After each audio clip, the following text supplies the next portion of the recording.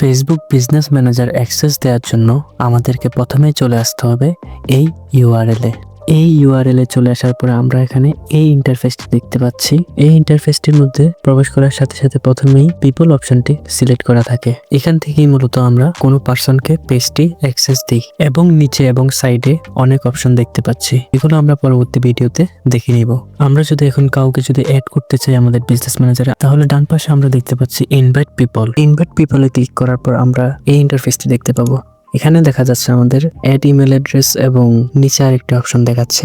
Email অ্যাড্রেসটির মধ্যে আমরা যাকে অ্যাড করতে চাচ্ছি তার ইমেল অ্যাড্রেসটি দেব এবং সেই ইমেলটির মধ্যে তার কাছে অ্যাক্সেসটি পৌঁছে যাবে। নিচে যেটি দেখতে পাচ্ছি আমরা সেটি হলো টেম্পোরারি অ্যাক্সেস। এখানে যদি আমরা সময় নির্ধারণ করে দিই তাহলে সেই সময় পর্যন্ত সে এই বিজনেস ম্যানেজারটির অ্যাক্সেস থাকবে এবং টাইম এর ডেট ওভার হওয়ার পর সে অটোমেটিকলি অ্যাক্সেস থেকে রিমুভ হয়ে যাবে। আমার এই অপশনটির প্রয়োজন নেই, তাই আমি নেক্সট অপশনে ক্লিক করলাম। নেক্সট অপশনে ক্লিক করার পরে আমরা দেখতে পাচ্ছি এই ইন্টারফেসটি। এখানে আমাদের মূলত প্রয়োজন ফুল কন্ট্রোল। আমরা মাঝখানে দেখতে পাচ্ছি ফুল কন্ট্রোল এবং নিচে এভরিথিং লেখা। এই অপশনে যদি ম্যানেজ অপশনটি যদি আমরা অন করে দিই তাহলে আমরা যাকে অ্যাক্সেস দিচ্ছি সে ফুল কন্ট্রোল পেয়ে যাবে। এবং নিচে দেখতে পাচ্ছি আমরা ভিউ অ্যাডভান্স অপশন। এখানে যদি ক্লিক করি আমরা ফাইন্যান্স দেখতে পাবো। এখানে যদি আমরা ফাইন্যান্সিয়াল তাকে অ্যাক্সেস দিতে চাই এখান থেকে তাকে দিতে পারবো। ফাইন্যান্স অপশনে আমরা দুটি অ্যাক্সেস দিতে পারি, এক ভিউ শুধু দেখা, আরেকটি নিচে হচ্ছে ম্যানেজ, যে ম্যানেজও করতে পারবে আপনার ফাইন্যান্স বা ফাইন্যান্সিয়াল যত লেনদেনগুলি সে ম্যানেজ করতে পারবে।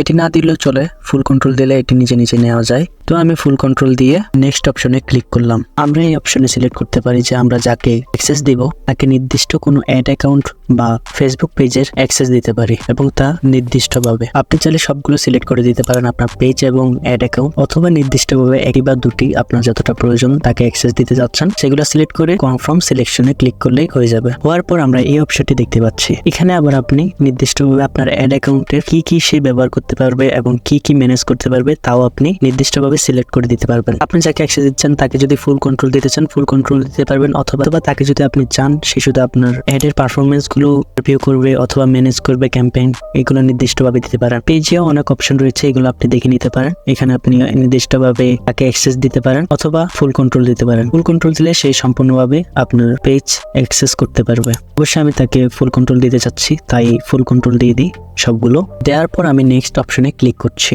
নেক্সট অপশনে ক্লিক করার পর আমরা এখন লাস্ট অপশনে রয়েছি, যেটি হলো রিভিউ ইনভাইটেশন। রিভিউ ইনভাইটেশনের পরে আমাদেরকে দেখাচ্ছে আমরা যাকে অ্যাড দিয়েছি যে জিমেলের মাধ্যমে সে জিমেলটি দেখাচ্ছে। তার নিচেই দেখাচ্ছে আমাদের বিজনেস ম্যানেজারের নামটি এবং ফুল কন্ট্রোল দিয়েছি এবং ফাইন্যান্সের মধ্যে আমরা ভিউ এবং ম্যানেজ দুটি দিয়েছি, তার মানে আমরা ফুল কন্ট্রোলই দিয়েছি। তার নিচে আমাদের পেজ এবং অ্যাড অ্যাকাউন্ট গুলো দেখাচ্ছে যে আমরা ফুল অ্যাক্সেস দিয়েছি বা ফুল কন্ট্রোল। এবং সবগুলো রিভিউ করার পর আমরা সেন্ড ইনভাইটেশনে ক্লিক করব। ইনভাইটেশন সেন্ড করার পরই এই ইন্টারফেসটি দেখতে পাচ্ছি এবং এখানে বলা হয়েছে 29 দিনের ভিতরে যদি ইনভাইটেশনটি যদি অ্যাকসেপ্ট না করে তাহলে ইনভাইটেশনটি এক্সপায়ারিড হয়ে যাবে। এই ইনভাইটটি মূলত যে মেলটি ব্যবহার করেছি সেই মেলে সেন্ড করা হয়েছে। অথবা আমরা যদি বিজনেস ম্যানেজারের প্রথমেই দেখি তাহলে এখানে ইনভাইটেড লেখাটি রয়েছে। আমরা এই ইমেলের মধ্যে ফুল কন্ট্রোল অ্যাক্সেসটি পাঠিয়েছি এবং মেলটি চেক করলে সেখানে দেখা যাবে। আমরা এখন আমাদের মেলের মধ্যে রয়েছে এবং আমরা সোশ্যালে গেলে দেখতে পাবো একটা ইনভাইট চলে এসেছে বিজনেস ম্যানেজার থেকে।